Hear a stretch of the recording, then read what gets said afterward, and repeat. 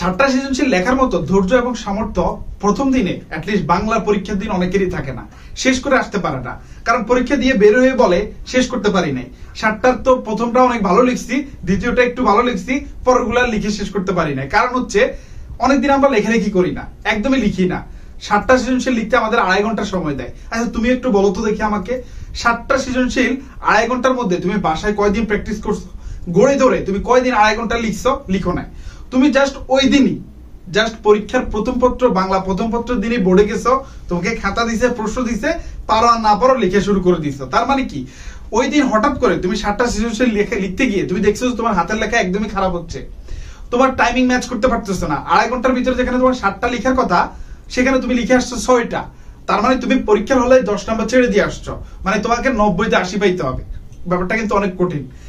তো তার জন্য তোমাকে যেটা করতে হবে, দেখো এখনো পরীক্ষার বাকি খুব একটা বেশি দিন নাই, খুব একটা নাই বললে নাই। প্র্যাকটিস করার খুব একটা সময় তোমার নাই। আমি বলবো না যে এখন তুমি বসো 2.5 ঘন্টা বাসায় বসে পরীক্ষা দাও, আমি জাস্ট তোমাকে এইটাই বলি তুমি সেটাকে একটু খাতায় নোট করে রাখো। মানে নোট করার কারণ ওই দিন গিয়ে খারাপ না হয়। আর আরেকটা বোকামি এখন অনেক শিক্ষার্থী করবা, আমি শিওর তুমিও করতেছো। কারণ হচ্ছে কি তুমি এখন হাতের লেখা সুন্দর করার জন্য মাঠে নামছো, তোমার কাছে মনে হইতেছে যে আমার ক লেখাটা এখন ঠিক হইতেছে না, আমি এখন যদি একটু লিখতে চাই তাহলে হয়তো ঠিক হবে, বা আমি হচ্ছে গটা এখন সুন্দর মতো লিখতে পারতেছি না, আমার ত লেখাটা এখন ঠিক হচ্ছে না। ঠিক আছে, এই যে সিদ্ধান্তগুলো তুমি এখন নিচ্ছ, কে বলছো তোমাকে নিতে? বলো তো দেখি। কোন টিচার তোমাকে বলছে? না, কেউ তোমাকে বলে নাই। নিজে নিজে মানে হচ্ছে পণ্ডিত হইছো নিজের, এখন নিজেকে বুঝাচ্ছ যে আমার হাতের লেখা এখন সুন্দর করা দরকার। না, এখন তোমার হাতের লেখা জীবনে সুন্দর হবে না। যে হাতের লেখা এখন আছে সেটা দিয়ে তুমি মেট্রিক পাস করে আসছো, যে হাতের লেখা এখন আছে সেটা দিয়ে তুমি জেএসসি পাস করে আসছো, পিএসসি পাস করে আসছো, তুমি কিন্তু এই হাতের লেখা দিয়েও ইন্টারমিডিয়েট শেষ করতে পারবা। এবং বিশ্বাস করো এই হাতের লেখা দিয়ে তুমি ভালো করতে পারবা। সো তুমি এখন হাতের লেখা নিয়ে কোনো প্যানিক হওয়ার কোনো দরকার নাই যে আমার হাতের লেখা খারাপ হবে, আমার হাতের লেখা ভালো হচ্ছে, আমার হাতের লেখা নিয়ে টেনশন করার দরকার আছে, আমার হাতের লেখা ভালো না, আমার লেখা হচ্ছে স্যাররা বুঝতে পারবে না। আরে দূর, চিন্তা করার দরকার নাই। তুমি জাস্ট এখন যেটা করতে হবে, টার্গেট রাখতে হবে আমার 7টা সৃজনশীল প্রশ্ন আমি পারি আর না পারি, আমার হোক আর না হোক, ভুল উত্তর হোক আর সঠিক উত্তর হোক, আমাকে লিখে আসতে হবে। 7টা সৃজনশীল প্রশ্ন লিখার 2.5 ঘন্টার মধ্যে কিভাবে লিখতে হয় সেটা যদি তোমরা চাও আমাদেরকে কমেন্ট বক্সে কমেন্ট করো।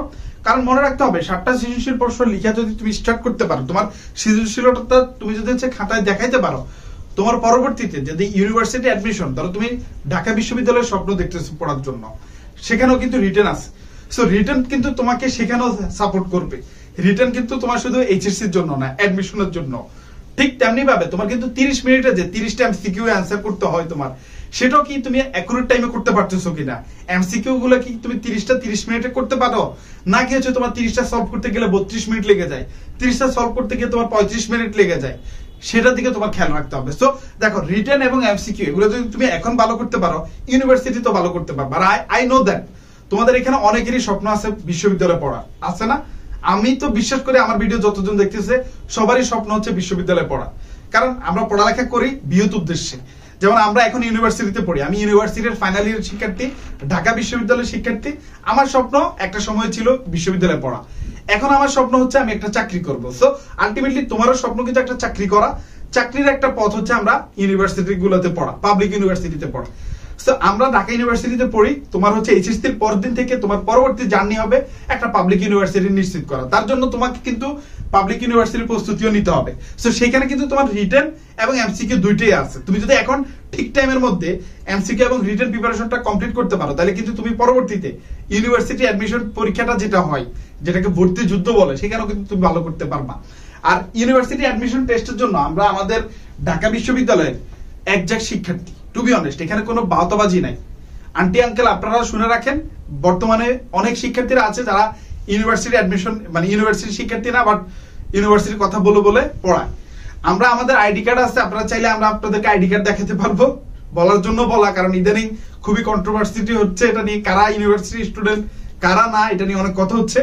আমরা একজাক্ট ঢাকা বিশ্ববিদ্যালয়ের শিক্ষার্থীরা একটা কোর্স নিয়ে আসছি ইউনিভার্সিটি অ্যাডমিশনের জন্য, সেটা হচ্ছে ডিউ চ্যাম্পিয়ন বেস। সেখানে সি ইউনিট এবং বি ইউনিট, 2 ইউনিটের বাংলাতে 40টা করে ক্লাস থাকবে।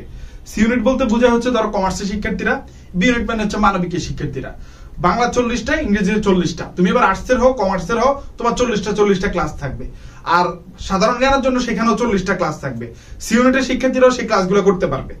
এক্সট্রা সি ইউনিটের শিক্ষার্থীরা যেটা পাচ্ছে, হিসাব বিজ্ঞান, ম্যানেজমেন্ট, ফিনান্স, মার্কেটিং এর জন্য আরো 20টা করে 80টা ক্লাস পাচ্ছে।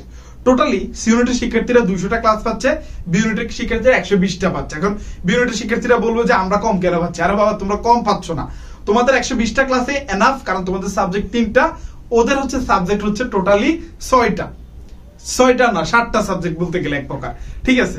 সো সেই কারণে তোমরা মনে করতেছো তোমরা 120টা, বাট তোমরা 120টাও কিন্তু অনেক ক্লাস।